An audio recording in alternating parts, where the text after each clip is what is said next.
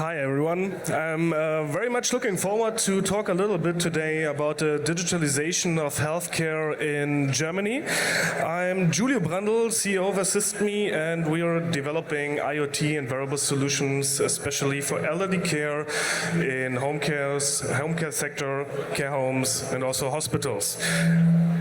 And maybe to give you some specific insights about the healthcare sector in general in Germany, you see actually that we spent last year nearly 500 billion euros only in the healthcare market in general. And compared to 2018, it's an increase of nearly 30% in total.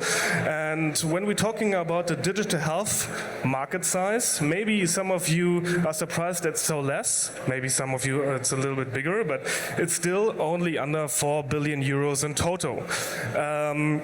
Including the fitness and the well-being sector here as well.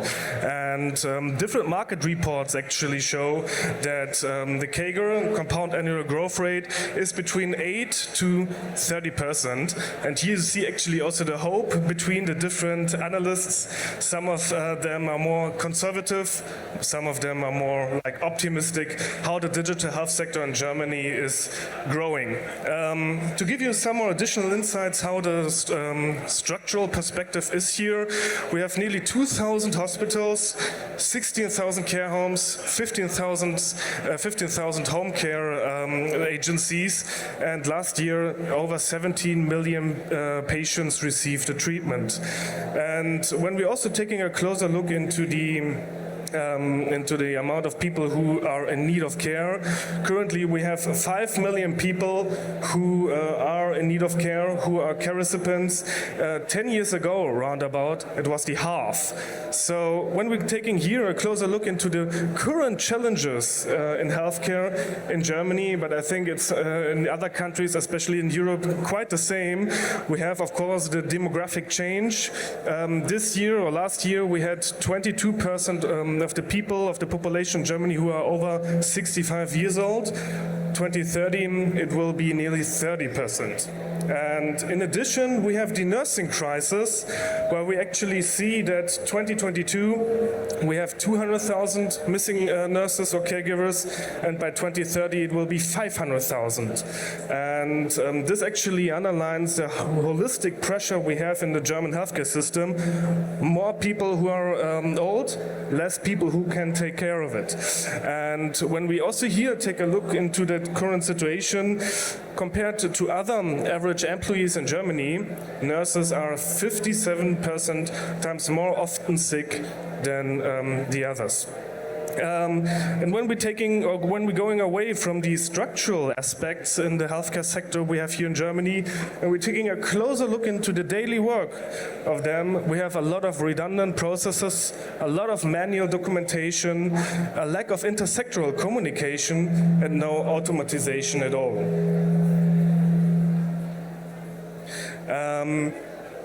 What means that? Some weeks ago I've been in a care home, and a caregiver was taking or measuring some vital parameters of a care recipient. And after measuring it, she didn't write it in an iPad or even on a paper. She wrote it on her hand because I am too stressed, I can't write it down somewhere. Then 2 hours later, the caregiver went to the computer, written it down from her hand, printed it out, and then signed it. When you're taking a look into that specific chains, and also in the situation of these media breaks, you see actually a lot of potential for improvement.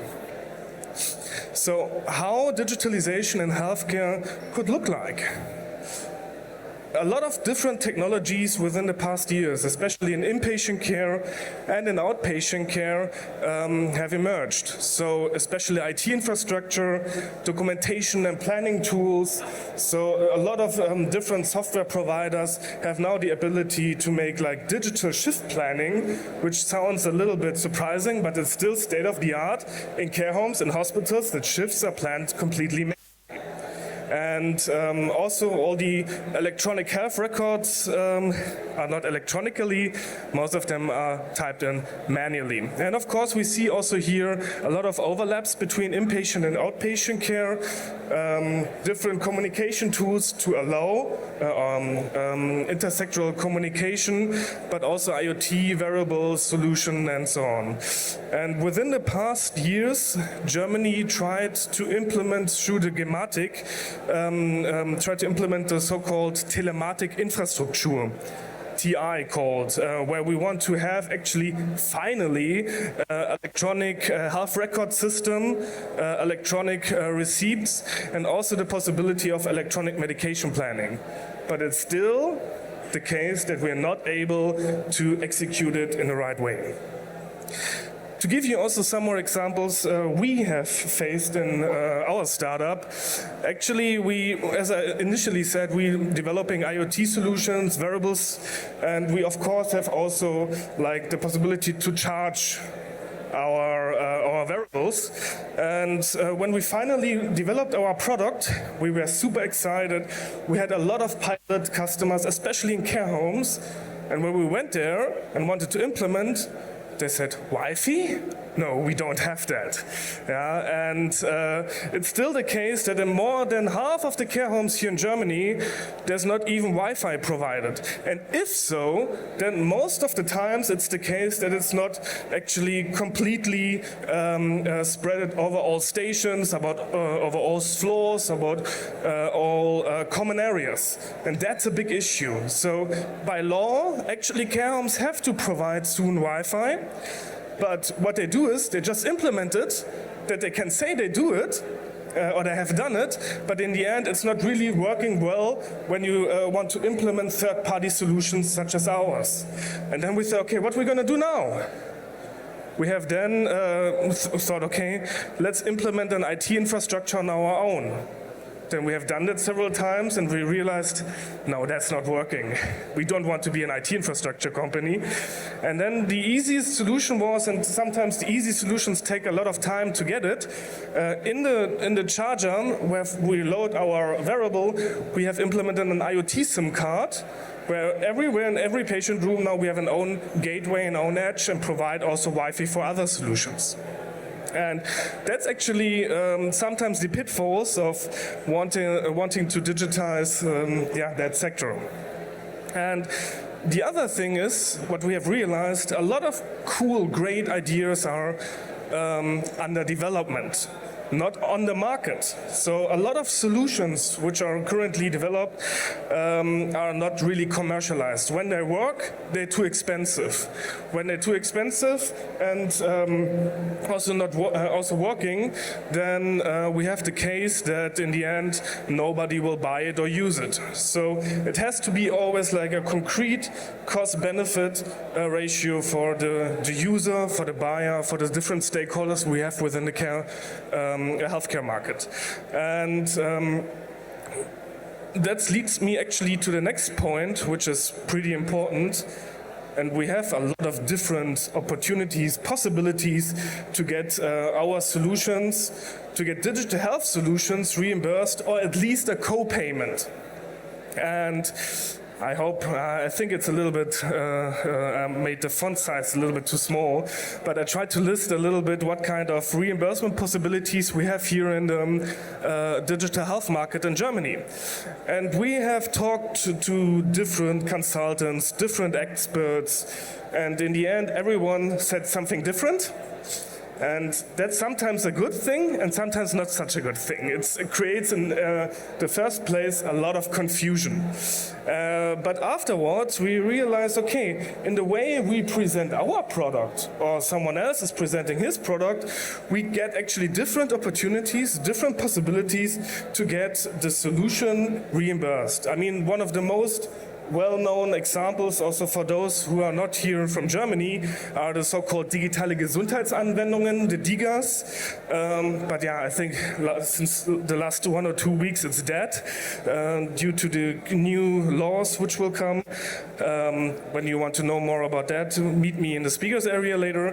But also there are other interesting cases like the digitale Pflegeanwendungen, where you get 50 euros a month per care recipient, but also other laws are on their way, so to say. So Krankenhauszukunftsgesetz, Pflegepersonalstärkungsgesetz, etc. pp. So I think the understanding of the reimbursement system in healthcare is pretty difficult, and I would say a lot of people who are working there for over 10 years don't even understand it fully.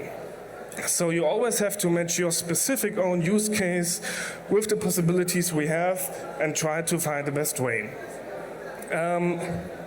What needs it then for successful digitalization? We have learned it has to be a complete plug-and-play solution. Otherwise it won't work. People working or having a specific working structure which they do within the last 20, 30 years or even longer. And it leads in the end to the fact that when you make something complicated, or you have like that step and that step and that step, then the people get really fucked up about it and throw it away. So the accessibility behind these kind of specific solutions has to be very easy. And of course, I mean in the healthcare sector, everyone is discussing about it, open APIs, open APIs, open APIs. Everyone wants to keep the ownership of data, but in the end, the transferability of data has to get implemented. Otherwise, these kind of solutions won't be successful in the future. And I think this is also a good example with regulations, especially here in Germany, having an easy access, having an easy practicable solution, especially when you talk to care homes, especially when you're talking about to hospitals. They ask you, okay, how you have done that, how you have done that, how you have solved it with the data privacy.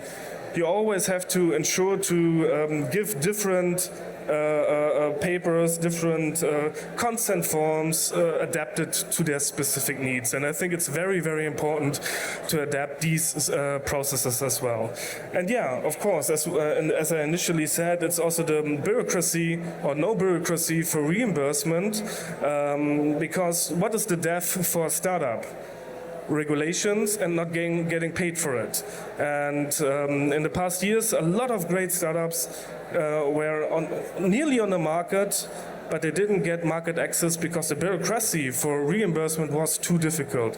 In the market itself, because the process to actually negotiate with care homes, with the GKV Spitzenverband you call it, or with the health insurances directly, is a very painful and time-consuming process. So in the end, and I tried now to, it's very loud here indeed, yeah? In the end, what is the important thing? Every digitalization project is also a change management project. What does this mean? As I also stated previously, when you want to change the behavior of a nurse, you have to give a really simple possibility to understand why he or she should do it. Otherwise, it's a lost cause. Otherwise, you won't be able to do it in any way good.